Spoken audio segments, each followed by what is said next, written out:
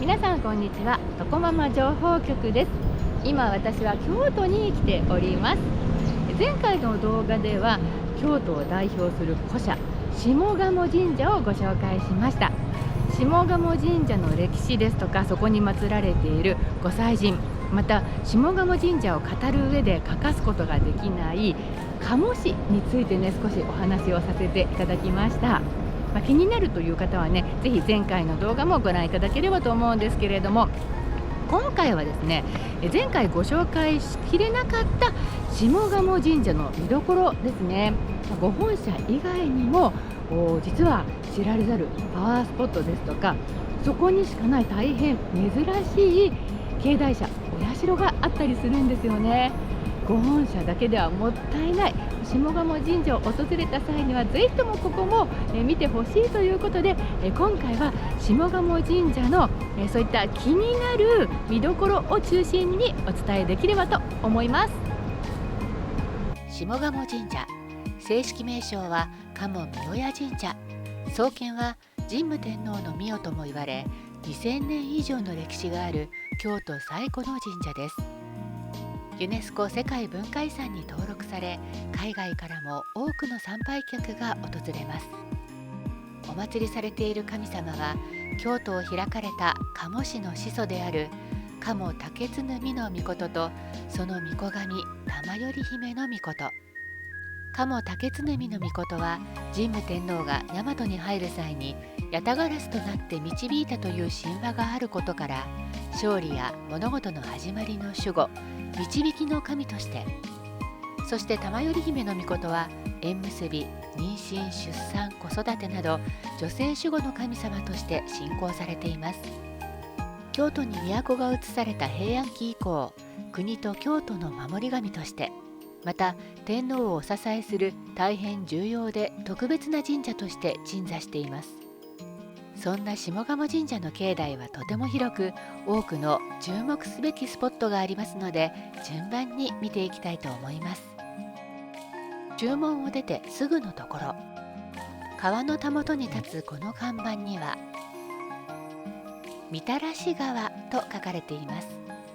土用の丑の日にこのみたらし川に足を浸し、疫病や病封じを祈願してにぎわう足つけ神事や、立秋の前夜の矢取の神事、また葵祭の斎王代のみそぎの儀などが再興される場所です。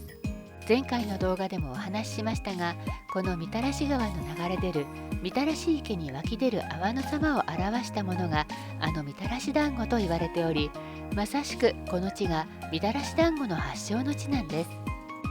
団子が一つだけ離れているのは、人の頭と体を表し、厄除けの団子として作られたという由来によるものだそうです。後ほどそんな歴史のあるみたらし団子も味わうことができるお店をご紹介します。そんなみたらし川の流れのもとに鎮座するこちらのお社、ここがまた超おすすめの注目スポット、みたらし社。井戸の上に立つことから井上社と呼ばれています。みたらし社は水の流れを司り、祓い清めの女神である瀬尾律姫を祀っています。瀬尾律姫とは神道の大祓い言葉に登場する祓い戸指針の一柱というとても重要な祓いの女神でありながら、危機などには登場せず謎多き神様と言われています。今では御祭神として祀られている神社も少ないので、まさかこの大きな下鴨神社でそのお名前を目にすることができるとはとても意外でした。このみたらし社から湧き出る水がみたらし池、みたらし川となって、境内から忠須の森へと流れていきます。続いては楼門を出てすぐのところにあるとっておきの縁結びのお社です。相生社。京都には数多くの縁結びの神社がありますが、こちらの相生社は京都最強の縁結びのパワースポットとも言われ、小さなお社にもかかわらず参拝客が絶えません。というのも、御祭神は宇宙の生成力を神格化したと言われる結びの神で、古代から縁結びの神様として知られているんです。お社の左側には連理の榊と言われるご神木があり、2本の木が1本に結ばれ、その根元に子供の木が芽生えています。このご神木が縁結びの象徴とされ、木に結ばれた鈴を鳴らすと良縁に恵まれるとされています。まだ縁結び祈願にはちょっと早い次女が鈴を鳴らして将来のご祈願をしていました。また縁結び絵馬の奉納ができるのですが、ちょっと特別なお作法があるようですので、下鴨神社のホームページに案内されているこちらを参考に参拝されてみてくださいね。下鴨神社の境内に広がる原生林忠須の森、縄文時代から生き続ける広さ3万6,000坪の森。青々と茂る木々の中を歩いているだけで心身ともに浄化されていくのがわかります。そんな忠須の森の中には、古代の人々が祈りを捧げた祭祀遺跡が数箇所確認されています。そのうちの一つがここ。2001年より発掘調査を実施し、その結果数種類の祭祀遺構や平安時代後期に造営された方形状の祭壇遺跡が発見されました。周辺からは平安時代後期の土器類も多数発掘されています。かつてここには奈良の小川という川が流れており、この川べりで水に関する祭祀を行っていたと考えられています。ここはそんな奈良の小川や平安時代後期に作られた祭壇2箇所を復元したところです。一見石を敷き詰めたところと緑の草が生えるただの地面のように見えますが、よく見ると祭祀1から7の表示が置かれていて、この場所でまさに祭祀が行われていたことを伺わせます。古くから人々が祈りを捧げる場所というのはやはりとても神聖で、祈りというのは目には見えなくてもその場所に蓄積されていくような気がするので、ここにはそんな空気感が漂い、古代の人々の思いに触れられるパワースポットだと思いました。では引き続き忠須の森の中を進んでいきましょう。さて、こちらにちょっと変わったお社があるんですね。実はこちらラグビーの守り神が祀られているというところなんです。ラグビーのね、神様の神社っていうのは初めてですね。沢田社という名前みたいですね。面白い。ちょっと拝見します。こちらなんか石碑がありますね。第一周の地一蹴りね。ここで最初のラグビーが行われたというね、そういうもう知る人ぞ知るラグビーの聖地のようです。すごい面白い。見てください。こちらラグビーのなんかもうモニュメントみたいなものが置かれています。面白い。鳥居をくぐるとこのラグビーのボールがお賽銭箱になっているんですね。面白い。見てください。鈴もラグビーのボールです。もうラグビー尽くしですね。日本初のラグビー部が創設された慶應義塾の学生が明治44年旧制3校、現在の京都大学の学生に忠須の森でラグビーを教え、関西ラグビー発祥の地となりました。そしてその地に神玉の命が祀られました。魂は玉に通じるとして球技上達の神として信仰されている神様です。ということであればラグビーに限らずあらゆる球技においてご利益がありそうですね。ラグビーの日本代表選手たちも戦勝祈願に訪れ、境内には参拝の記念としてサイン入りのユニフォームが奉納され、このように展示されています。右側が女子の日本代表、左側が男子の日本代表のユニフォームです。かなり珍しいラグビーの聖地沢田社。球技上達以外にも目標を達成するために頑張りたいという人も多く訪れる神社です。忠須の森の境内の中をさらに鳥居の方へと戻る感じで進んでいきますと、下鴨神社の境内社の中でも特に人気のある神社があるんです。河合神社。河合神社は下鴨神社の摂社として古くより祀られており、女性守護としての信仰を集めるお社です。御祭神は神武天皇の母玉頼姫の命。玉頼姫の命が玉のように美しいことから美麗の神として深く信仰されています。御本社に祀られているのも玉頼姫の命でしたので、一瞬同じ神様かと勘違いしがちですが、こちらは神武天皇のお母様にあたり、御本社の神様とは別の神様です。ではなぜここに玉頼姫の命が祀られているのかという疑問が浮かんでくるのですが、そこで思い出されるのが鴨川をさらに上流へと遡ったところに鎮座する貴船神社です。この貴船神社の奥宮に祀られている玉頼姫の命は水を司り龍神とも言われています。鴨社と玉頼姫の命は水の流れでつながっているというわけですね。玉頼姫というのはお名前というわけではなく、お立場などを表す呼び名だったと言われています。そんな美しい女神の龍神パワーが宿っている河合神社には、手鏡型の絵馬、鏡絵馬、美人鏡や御鏡守りなど美を願うユニークな授与品がいろいろあります。美しくなりたい女性たちが多く訪れる、まさに美のパワースポットなのです。それはぜひとも行かねばとかなりワクワクしながら伺ったのですが、はい、ここですね。河合神社到着しましたが、4時半閉門ということでね、ちょっともう門がたった今閉まってしまいました。目の前で閉められる門、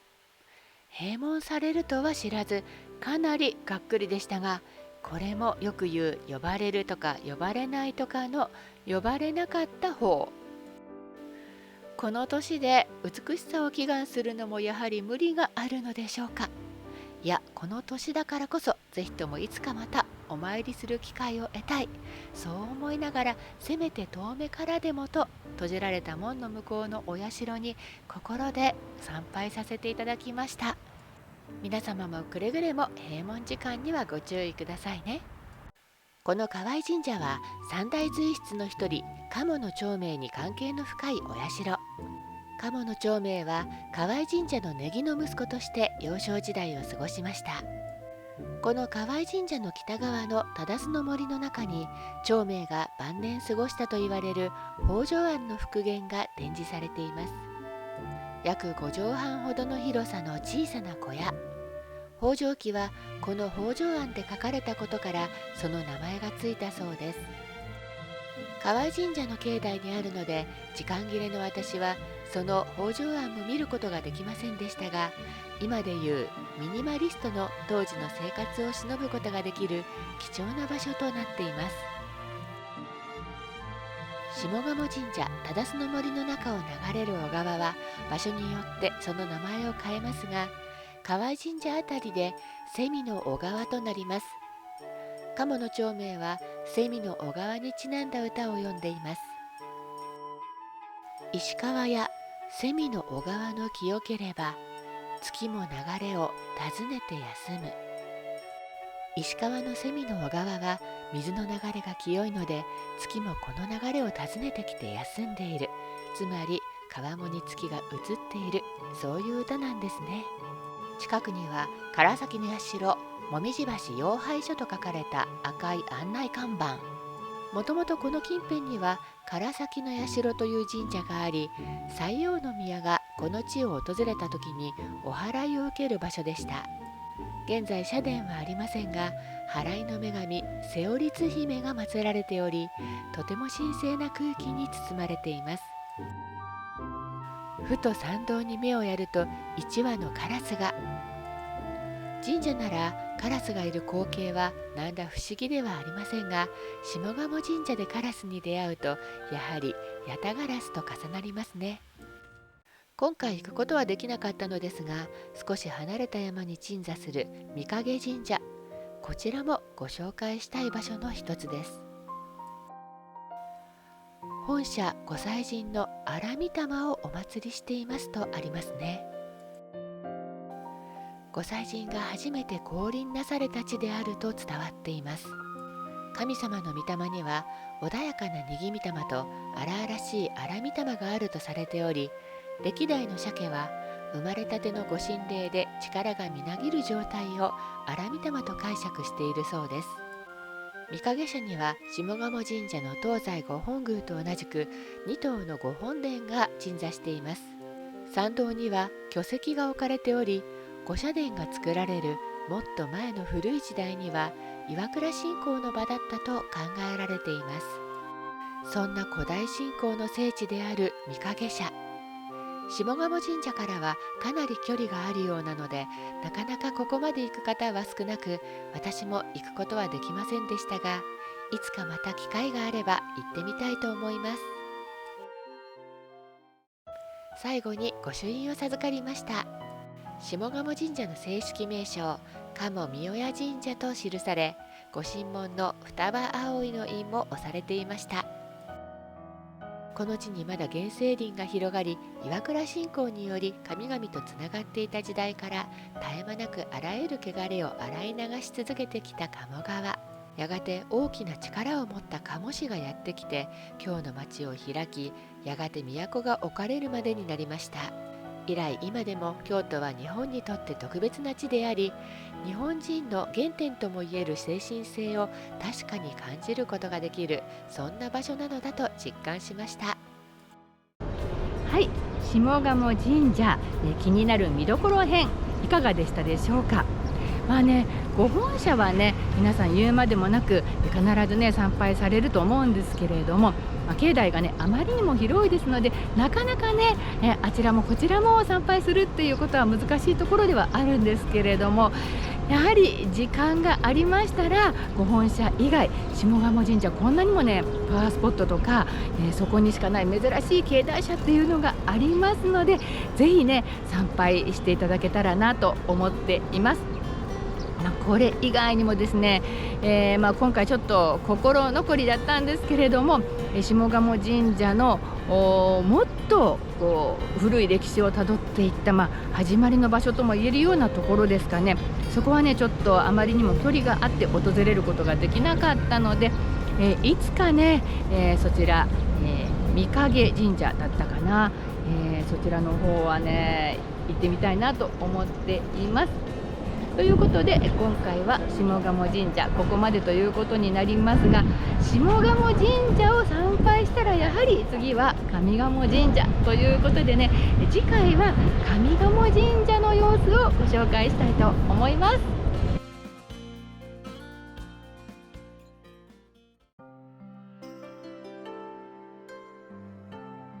下鴨神社といえばみたらし団子発祥の地ならば、みたらし団子はぜひとも食べていきたいですよね。下鴨神社西側にある下鴨本通り沿いには創業1922年の老舗茶屋鴨みたらし茶屋があり、みたらし池に湧き出す水の泡をかたどって作られたみたらし団子をいただくことができます。それがこちら。先ほどもご紹介しましたが、団子が先っぽに一つだけ離れていますね。鎌倉時代、後醍醐天皇がみたらし池で水をすくおうとしたところ、一つ大きな泡が出て、続いて4つの泡が出てきたという様子を串に刺した団子に再現したという説があります。また、串に刺さった団子を人間の体に見立て、一番上は頭で残りの4個が体の部分だとも言われています。確かにそんな風にも見えますね。それではいただきます。タレは甘すぎず、とろみもさらっとしていて、焼いたお団子の香ばしさをしっかり味わえます。とてもシンプルなのですが、ここでしか味わえないような、やっぱり他とは何かが違う、そんな美味しさを感じられるみたらし団子です。3本セットですが、ペロリと食べられます。店内席もありますが、風情がある小さなお庭もあり、そちらでもいただくことができます。京都の心地よい空気に包まれて、居心地もとっても良かったです。いつも大好きで食べているみたらし団子、その発祥の地で本場の味を堪能することができて幸せでした。下鴨神社を訪れたらこちらにもぜひ立ち寄ってみてくださいね。